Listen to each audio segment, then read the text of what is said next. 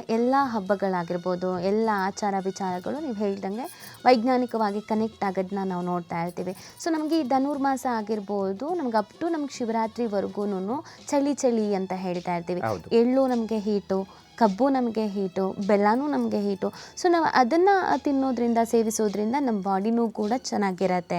So ಚಳಿಯನ್ನು ತಡಿಬೋದು ಅನ್ನೋದು ಒಂದು ಕಡೆ. ಆದರೆ ಹೌದು. ಈ ಎಳ್ಳಿಗೆ ನಮ್ಮಲ್ಲಿ ಬಹಳ ಮಹತ್ವ ಇದೆ. ಶನಿ ಅಂತ ಬಂದಾಗ ನಾವು ಎಳ್ಳು ಅರ್ಪಿಸಬೇಕು ಅಂತ ಹೇಳ್ತೀವಿ. ಸೊ ಹಾಗಾಗಿ ಈ ಹಬ್ಬಕ್ಕೂ ಶನಿಗೂ ಅಥವಾ ಬದಲಾಗ್ತಾ ಇರುವಂಥ ಒಂದಷ್ಟು ಬದಲಾವಣೆ ಗ್ರಹಗತಿಗಳಿಗೂ ಏನಾದರೂ ಸಂಬಂಧ ಇದೆಯಾ? ಯಾಕೆ ಈ ಹಬ್ಬದಲ್ಲಿ ಎಳ್ಳೆ ಪ್ರಾಮುಖ್ಯತೆ ಅಂತ ಗುರುಜಿ? ನೋಡಿ, ಯಾವಾಗಲೂ ಅಷ್ಟೇ ಧನುರ್ ರಾಶಿ ಅಂದರೆ ಒಂದೊಂದು ರಾಶಿಗಳಿಗೆ ಒಂದೊಂದು ಗ್ರಹ ಅಧಿಪತಿ ಅಂತ ಹೇಳ್ತೀವಿ. ಈ ಮೀನ ರಾಶಿಗೂ ಧನುರ್ ರಾಶಿಗೆ ಗುರು ಅಧಿಪತಿ ಅಂತ ಹೇಳ್ತೀವಿ. ನಮ್ಗೆ ಯಾವಾಗಲೂ ಗುರುಬಲ, ಗುರು ಅನುಗ್ರಹನೇ ಇದೆ. ಇವತ್ತು ನೋಡಿ, ಒಂದು ಬಿಸ್ನೆಸ್ ಮಾಡ್ತಾ ಇದ್ದೀನಿ, ಒಂದು ಏನಾದರೂ ಒಂದು ಮದುವೆ ಕೈ ಹಾಕ್ತಾ ಇದ್ದೀವಿ ಮಗಳಿಗೆ ವಿಚಾರದಲ್ಲಿ. ಈಗ ಟೈಮ್ ಹೇಗಿದೆ, ಗುರುಬಲ ಹೇಗಿದೆ, ಮತ್ತೆ ಶನಿ ಬಲ ಹೇಗಿದೆ ಅಂತ ಎರಡು ಗ್ರಹಗಳ ಬಗ್ಗೆನೇ ನಾವು ಜಾಸ್ತಿ ಕೇರ್ ತಗೊಂಡು ಕೇಳೋದು. ಏನು ಜ್ಯೋತಿಷ್ಯ ಜ್ಞಾನ ಗೊತ್ತಿಲ್ಲ ಅಂದ್ರೂ ಹಳ್ಳಿ ಕಡೆಯವರು ಬಂದು ಕೇಳ್ತಾರೆ, ಸ್ವಾಮಿ ಈ ವರ್ಷ ನನಗೆ 2026 ಶನಿ ಬಲ ಇದೆಯಾ, ಗುರುಬಲ ಇದೆಯಾ ಅಂತ ಕೇಳ್ತಾರೆ. ಯಾಕಂದ್ರೆ ಆ ಎರಡು ಗ್ರಹಗಳು ಬಹಳ ಮುಖ್ಯವಾಗಿರುವಂಥದ್ದು. ಹಾಗಾಗಿ ಅದರ ಜೊತೆಗೆ ರವಿ ಗ್ರಹ ಧನುರ್ ರಾಶಿಯಿಂದ ಮಕರ ರಾಶಿಗೆ ಪ್ರವೇಶ ಮಾಡ್ತಾ ಇದ್ದಾನೆ. ಮಕರ ಮತ್ತೆ ಕುಂಭ ರಾಶಿಗೆ ಅಧಿಪತಿ ಆದಂತಾನು ಶನಿ.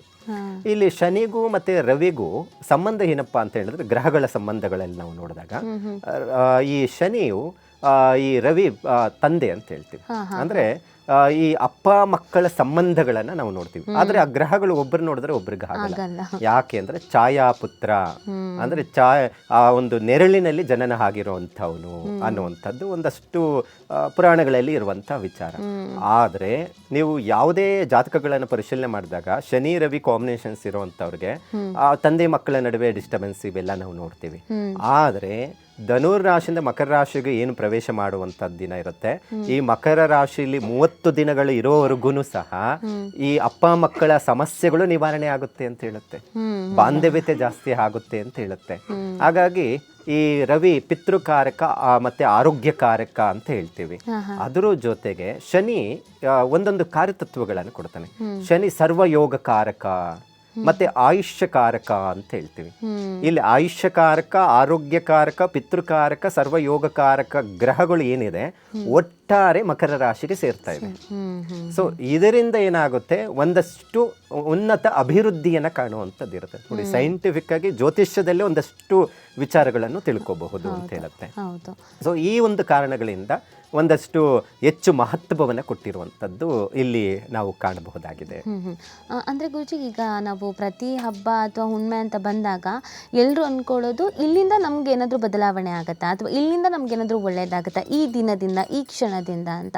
ನಮಗೆ ಪ್ರತಿ ಗ್ರಹಗತಿಗಳು ಬದಲಾಗ್ತಾ ಇದೆ ಅಥವಾ ಇನ್ನೇನು ಚೇಂಜಸ್ ಆಗ್ತಾ ಇದೆ ಅಂತ ಅಂದಾಗ ನಾವೆಲ್ಲರೂ ಯೋಚನೆ ಮಾಡೋದು ನಮ್ಮ ರಾಶಿಗೆ ಶುಭ ಇದೆಯಾ, ನಮ್ಮ ರಾಶಿಗೆ ನಷ್ಟ ಇದೆಯಾ ಅಂತ. ಈಗಾಗಲೇ ಕೆಲವು ರಾಶಿಗಳಿಗೆ ಗುರುಬಲ ಇದೆ, ಕೆಲವು ರಾಶಿಗಳಿಗೆ ಶನಿ ದೋಷ ಇದೆ. ನೀವು ವರ್ಷದ ಭವಿಷ್ಯ ಹೇಳಬೇಕಾದ್ರೆ ತುಂಬಾ ರಾಶಿಗಳ ಬಗ್ಗೆ ಹೇಳಿದ್ರಿ, ಈ ವರ್ಷ ಜಾಕ್ಪಾಟ್ ಇದೆ ನಿಮಗೆ, ಇನ್ನು ಕೆಲವು ರಾಶಿಗಳಿಗೆ ಎಚ್ಚರಿಕೆ ವಹಿಸಿ ಅಂತ. ಸೊ ಈ ಮಕರ ಸಂಕ್ರಾಂತಿಯಿಂದ ಬಹಳ ಪ್ರಭಾವಿತಕ್ಕೆ ಒಳಗಾಗುವಂತ ರಾಶಿಗಳಿಗೆ ಯಾವ್ದಾದ್ರು ಇದೆಯಾ? ಅದು ಧನಾತ್ಮಕವಾಗಿ ಆಗಿರ್ಬೋದು ಅಥವಾ ಋಣಾತ್ಮಕವಾಗಿ ಆಗಿರ್ಬೋದು ಅಂತ. ಖಂಡಿತ ಒಳ್ಳೆ ಯೋಗಗಳೇ ಇದೆ ಅನ್ನುವಂಥದ್ದು. ಎಲ್ಲ ರಾಶಿಯವರಿಗೂ ಒಳ್ಳೆಯದೇ ಆಗಲಿ.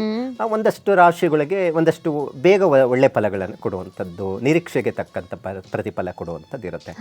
5 ರಾಶಿವರೆಗೆ ಈ ಕೆಲವರು ಹೇಳ್ತಾ ಇರ್ತಾರಲ್ಲ, ಮುಟ್ಟಿದ್ದೆಲ್ಲ ಚಿನ್ನ ಆಗ್ಬಿಡತ್ತೆ ಅಂತ. ಆ ತರ ಒಂದಷ್ಟು ಫಲಗಳು ಅವರು ಏನ್ ಮಾಡ್ತಾ ಇದ್ದಾರೆ, ಬಿಸ್ನೆಸ್ ಮಾಡ್ತಾ ಇದ್ದಾರೆ, ಒಂದಷ್ಟು ಪ್ರಮೋಷನ್ಗೋಸ್ಕರ ಎದುರು ಕಾಯ್ತಾ ಇದ್ದಾರೆ, ಒಂದಷ್ಟು ಮದುವೆಗೋಸ್ಕರ ಪ್ರಯತ್ನ ಮಾಡ್ತಾ ಇದ್ದಾರೆ, ಒಂದಷ್ಟು ಅಭಿವೃದ್ಧಿ ಕೆಲಸಗಳಿಗೋಸ್ಕರ ಒಂದಷ್ಟು ಈ ವರ್ಷ ನನಗೆ ಏನಾದರೂ ಒಳ್ಳೇದಾಗುತ್ತಾ ಅಂತ ನಿರೀಕ್ಷೆಯನ್ನು ಇಟ್ಕೊಂಡಿರುವಂಥವ್ರಿಗೆ ಬಹಳ ಚೆನ್ನಾಗಿದೆ ಅನ್ನುವಂಥದ್ದು ಹೇಳಬಹುದು. ಅದರಲ್ಲಿ ಪ್ರಮುಖವಾಗಿರುವಂಥದ್ದು ರಾಶಿಗಳು ಅಂತ ಹೇಳಿದ್ರೆ, ನೋಡಿ, ವೃಷಭ ರಾಶಿಯವರು. ಈಗಾಗಲೇ ನೀವೇನಾದರೂ ವೃಷಭ ರಾಶಿಯಲ್ಲಿ ಜನನ ಆಗಿದ್ದೀರಾ ಅಂತ ಹೇಳಿದ್ರೆ, ಪ್ರಸ್ತುತ ವೃಷಭ ರಾಶಿಗೆ ಶನಿ ಅನುಗ್ರಹ ಇದೆ. ಮತ್ತು ಅದರ ಜೊತೆಗೆ ಗುರು ದ್ವಿತೀಯ ಸ್ಥಾನದಲ್ಲಿ ಧನಸ್ಥಾನದಲ್ಲಿದ್ದಾನೆ. ಸ್ವಲ್ಪ ಹಣಕಾಸಿನ ವಿಚಾರದಲ್ಲಿ ಭಾಳ ಜನ ಈ ವೃಷಭ ರಾಶಿಯವರು ಒಂದಷ್ಟು ಸಾಲ, ಋಣ ಇಂಥದ್ದು ಸಿಕ್ಕಾಕ್ಕೊಂಡಿರುವಂಥವ್ರಿಗೆ ಒಂದಷ್ಟು ಅಭಿವೃದ್ಧಿ ಕೆಲಸಗಳಾಗುತ್ತೆ, ಒಂದಷ್ಟು ಸಾಲದ ಹೊರೆ ಕಡಿಮೆ ಆಗಲಿಕ್ಕೆ ಸಾಧ್ಯ ಆಗುತ್ತೆ. ಹಾಗಾಗಿ ವೃಷಭ ರಾಶಿಯವರಿಗೆ ಜೂನ್ ತನಕ ಭಾಳ ಚೆನ್ನಾಗಿದೆ. ಯಾವುದೇ ರೀತಿಯಾದಂಥ ಸಮಸ್ಯೆಗಳು ಬರೋದಿಲ್ಲ. ಹೊಸ ಬಿಸ್ನೆಸ್ ಪ್ರಾರಂಭ ಮಾಡ್ಬೋದು, ಹೊಸ ಮನೆ ಖರೀದಿ ಮಾಡಬಹುದು, ಹೊಸದಾಗಿ ವಾಹನ ಖರೀದಿ ಮಾಡುವಂಥದ್ದು, ಇಂತಹ ಯೋಗಗಳನ್ನು ದಿಢೀರ್ ಬದಲಾವಣೆ ಆಗುವಂಥ ಸಾಧ್ಯತೆ ಇರುತ್ತೆ. ಇನ್ನು ಮದುವೆ ವಿಚಾರಕ್ಕೂ ಅನುಕೂಲ ಆಗುವಂಥದ್ದು ಇರುತ್ತೆ. ಮತ್ತು ಅದ್ರ ಜೊತೆಗೆ ಈಗಾಗಲೇ ಸಿಂಹ ರಾಶಿಯವರಿಗೆ ಈ ರಾಷ್ಟ್ರಾಧಿಪತಿ ಬಂದು ಮಕರ ರಾಶಿಗೆ ಬದಲಾವಣೆ ಆಗ್ತಾ ಇದೆ. ಮತ್ತು ಅದ್ರ ಜೊತೆಗೆ ಈಗಾಗಲೇ ಸಿಂಹರಾಶಿಯವರಿಗೆ ಸಂಪೂರ್ಣವಾಗಿ ಗುರುಬಲ ಇರುವಂಥದ್ದನ್ನು ನಾವು ನೋಡ್ಬೋದು. ಮತ್ತು ಅಷ್ಟಮ ಶನಿ ನಡೀತಾ ಇದೆ.